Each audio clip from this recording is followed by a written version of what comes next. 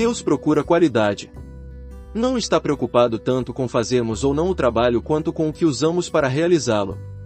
Muitos argumentam: se meu trabalho for bem feito, claro que será suficiente. Mas Deus não pergunta apenas se o servimos, se nos dedicamos à sua obra e se edificamos sobre o alicerce, por importantes que sejam tais coisas. Sua indagação vai mais fundo. O que nós usamos, Ele quer saber, para fazer essas coisas. O Senhor olha não só para o que foi feito, mas para o material empregado. Entre os que pregam o Evangelho, Deus tem consciência de uma diferença de qualidade e distingue prontamente o trabalhador excelente do superficial.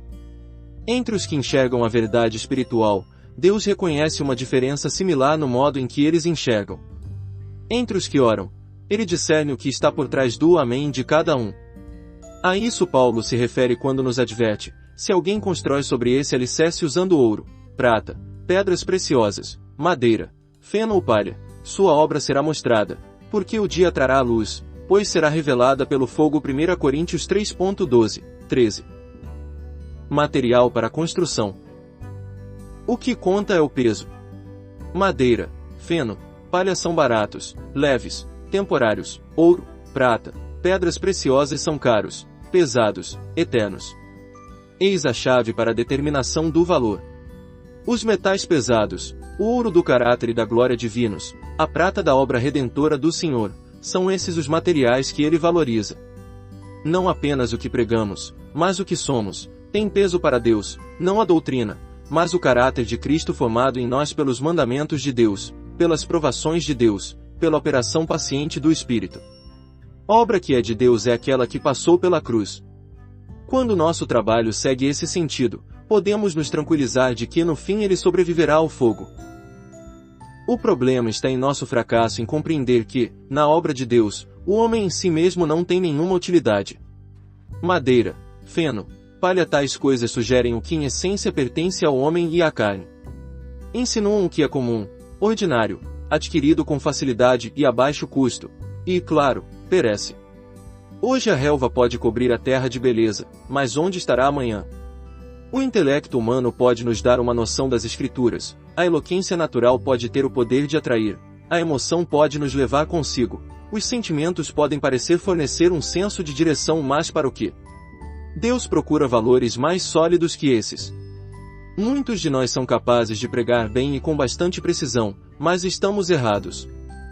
Falamos da carne, mas não lhe conhecemos os perigos, falamos do Espírito, mas o reconheceríamos caso de fato nos movesse. Uma porção grande demais do nosso trabalho para Deus depende não da vontade e do propósito dele, mas dos nossos sentimentos ou mesmo, Deus que nos perdoe, das condições meteorológicas. Como a palha e o restolho, o vento o leva embora. Com o estado de ânimo certo, conseguimos realizar muita coisa, mas com igual facilidade, em condições adversas, somos capazes de desistir por completo. Não, como o fogo um dia provará, o trabalho que está sujeito aos sentimentos ou ao vento do avivamento tem pouca utilidade para Deus. Quando Ele ordena, com ou sem sentimentos, precisamos aprender a agir. Os valores apreciados por Deus são custosos. Quem não se dispõe a pagar o preço jamais lhe chegará perto. A graça é gratuita, mas os valores divinos não. Só um alto preço compra pedras preciosas. Inúmeras vezes teremos vontade de gritar: isso está custando caro demais. Todavia, as coisas produzidas por Deus através das lições que aprendemos sob sua mão, apesar de demorarmos para adquirir esse conhecimento, são as que valem mesmo a pena. O tempo é elemento a considerar nisso tudo. À luz de Deus, algumas coisas perecem por si mesmas, não há necessidade de esperar pelo fogo. É no que resta, no que sobrevive ao teste do tempo, que está o valor verdadeiro, onde se encontram as pedras preciosas, formadas no que Deus nos dá graciosamente de sofrimento e problemas, ao nos fazer passar pelo fogo e pela água, para nos levar a seu lugar de fartura. Salmos 66:12. O homem vê a aparência exterior, Deus vê o custo interior. Não se espante por experimentar todos os tipos de provas. Recebidas da mão do Senhor, são o caminho seguro para uma vida preciosa para Ele. Possa Deus ter misericórdia das pessoas brilhantes que só passam para frente o que leram ou receberam de alguém. Não se pode nem falar por Deus sem algum custo. É tudo uma questão de a vida da pessoa ser leve ou pesada, pois o peso mostra a qualidade do material. Dois homens podem usar as mesmas palavras, mas em um você encontra algo que não consegue relevar, no outro nada. A diferença está no homem. Você sempre sabe quando está na presença de valor espiritual quantidade nenhuma de teorização sobre a volta do Senhor. Por exemplo, é capaz de tomar o lugar de uma vida que tenha sido vivida dia após dia à procura dele. Impossível fugir dessa diferença, e não existe substituto para o original. Lamento muito, mas alguns de nós são tão distintos das nossas palavras que seria melhor se falassem menos de coisas espirituais. Não se espante, portanto, com a preocupação de Deus com os materiais da casa dele. A bijuteria pode ter sua beleza, mas que mulher lhe daria 2 segundos de atenção se tivesse tido uma joia autêntica?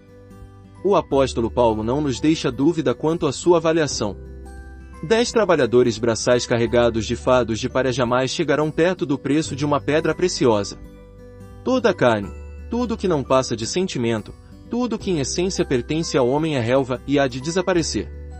O que pertence a Cristo, o ouro, a prata, as pedras preciosas, só essas coisas são eternas, incorruptíveis, imperecíveis. É esse caráter duradouro da Igreja de Deus que pede agora a nossa atenção. Texto extraído do livro Senhor, e agora? Vatmanei. Inscreva-se no canal Desfrutar é bem melhor.